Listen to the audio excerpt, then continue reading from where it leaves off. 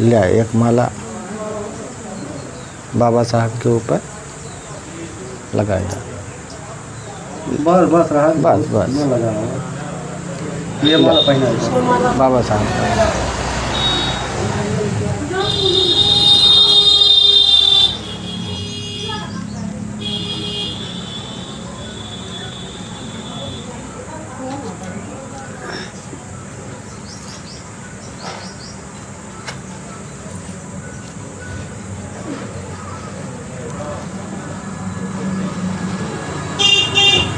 आप ले ले अपना है, फूल ले ले बाबा साहब के ऊपर लगाए दे।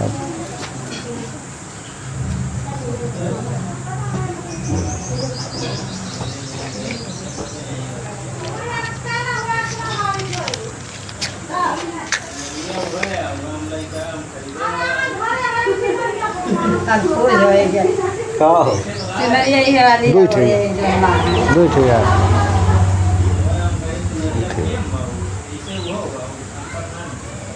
बस उनका दे दे। तीन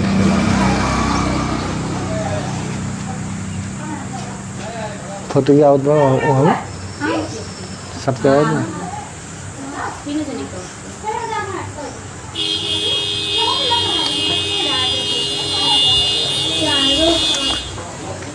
बैठा आराम से। तो आज सबसे पहले अपने महापुरुषों को नमन करते हैं। बुद्धा से लेकर के मान्यवर कांशीराम जी तक जिन महापुरुषों ने आज हमें ज़िंदगी दिया, हम अच्छा खा पी रहे हैं, आज इस मौके पर सभी महापुरुषों को नमन करते हैं। साथ में आप लोगों का भी बहुत बहुत धन्यवाद। क्यों धन्यवाद? क्योंकि आज जो आप लोग सुन रहे हैं अपने महापुरुषों की जीवन चरित्र सुन रहे हैं। देहात में लोग क्या कहते हैं? कथा। कथक मतलब का रहा, क्या था, जैसे का खाली था पाक मात्रा था तो ही जाते कथा। कथक मतलब क्या था, अब समझो। तो ये जो व्यवस्था आप देखा थे वो पहले हमारे समाज का करता रहा। हमारा समाज उतना जानकार रहा ना, तो पंडित जी के खिया जात रहा। ये जोन समस्या दिन बा ये उनके दिन या पंडित जी का दिन या। और ये अपने चैनल के माध्यम से इसलिए जो है पंडित जी को भी धन्यवाद देते हैं। क्यों? हाँ भाई, वो भी अपनी पहले वो अपने महापुरुषों की बात को सुनाते थे, अपने दादा बाबा की सुनाते थे कथा। लेकिन काशीराम जी ने इस देश में आंदोलन किया तो अपने महापुरुषों को बता दिया कि ये तुम्हारे असली महापुरुष हैं।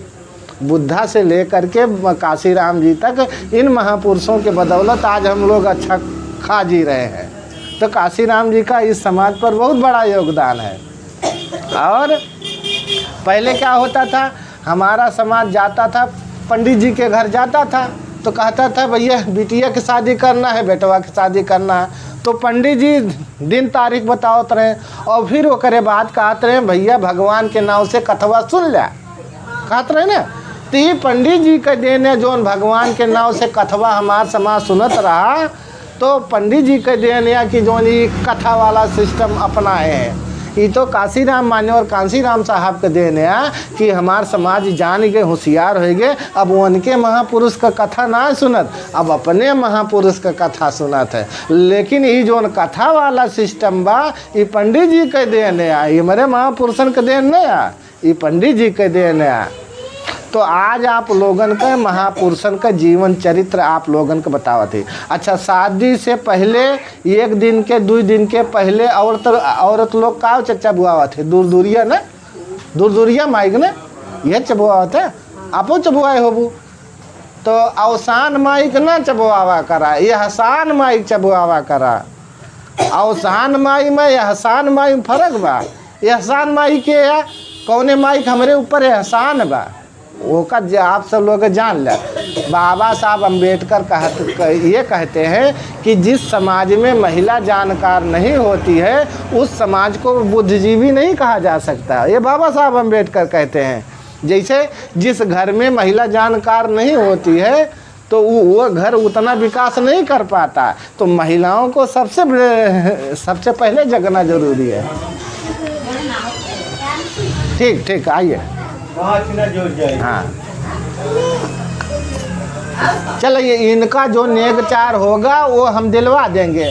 और गांठ ना जोड़े के चाहिए। आप यमुनिया आवा तब तो कहते आप यमु आवा, वो वहीं से ना बोला करे यहीं से आवा आवा यमु आवा यहीं से आवा।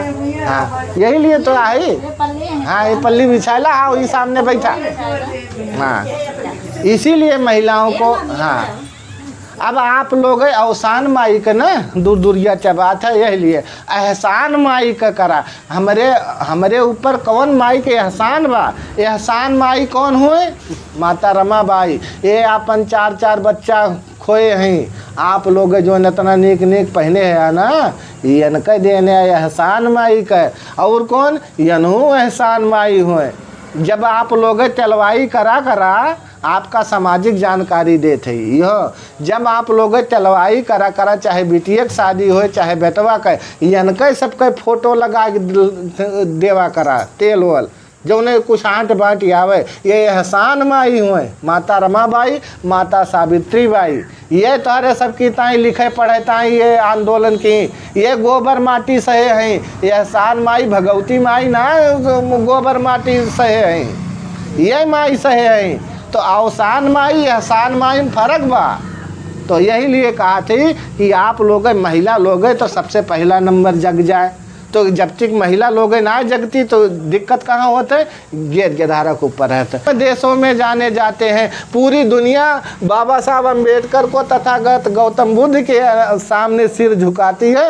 और हमारा समाज कहाँ सिर झुकाता है? जिन्होंने कुछ नहीं किया है। भगवती माई बता दकाव की है कि जितना जने आप टीकत हो गया उतना जन का बताए दे, ये हमारे गेट-गेदारक लिए कि है का है, एक जनी बताए दा। आज जोन हम कथा ये कहा थी, ये जोन हर क्यों आदमी कथा कह सकत है, महिला भी कह सकती है, पुरुष भी कह सकता है। कौन कह सकता है? जो पढ़ा लिखा आदमी हो, जो पढ़ा है किताब को, वो कोई भी किताब को पढ़ सकता है, कथा वो सुना सकता है। और तो ये पढ़ने लिखने का हक किसने दिया? बाबा साहब अम्बेडकर ने दिया। किसके बदौलत दिया? इस माता रमाबाई के बदौलत दिया।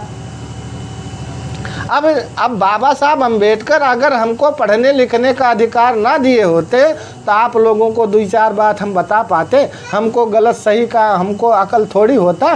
बाबा साहब का ज़िंदगी में बहुत बड़ा एहसान है। जो आदमी, जो बच्चा अपने घर में, जो मैंने लोगों की बात बता रहे हैं, बड़े लोगों की बात बता रहे, जिसके घर में बाबा साहब अम्बेडकर की फ़ोटो नहीं होगी, सुनिए, जिसके घर में बाबा साहब अम्बेडकर की फ़ोटो नहीं होगी, जो आदमी बाबा साहब अम्बेडकर की सही सही बातों को जानेगा नहीं, तो उसके घर में हमेशा कलेश रहेगा, भूत प्रेत रहेंगे, जादू टोनक दिक्कत रहे, तमाम दिक्कत रहे।